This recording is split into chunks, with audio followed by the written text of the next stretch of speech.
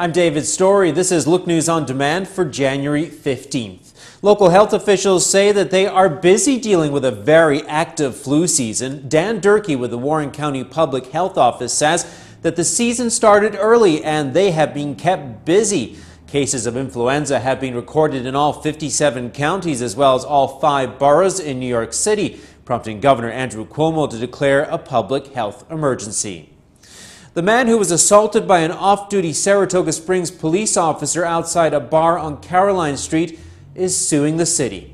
Jeffrey Bennett of Malta is suing for damages after he was attacked by former police officer Edward Bram. It happened outside Dango's pub on November 12th. The suit alleges that the city failed to act when Bram was accused of unlawful conduct against a Skidmore student in 2009. Bram has since been fired by the city and ordered to pay Bennett's medical costs.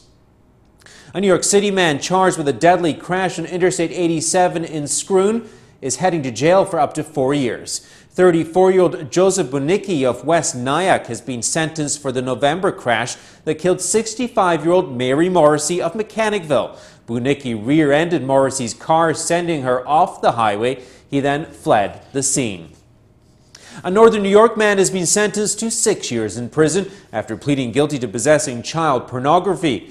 40-year-old James Tobolt of Tupper Lake was sentenced to serve 72 months in prison and 15 years of supervised release. He's also required to register as a sex offender. In December of 2010, an investigation found 1,300 images of child pornography on Tobolt's home computer.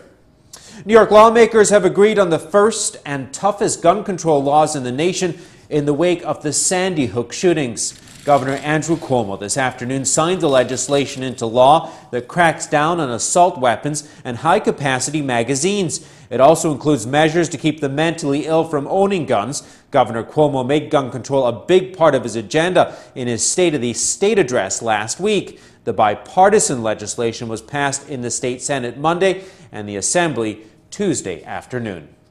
And that's all for our web edition. You can catch Look News on air weeknights at 5:36 and 10 p.m. You can find us on Time Warner Cable Channels 8 and 508.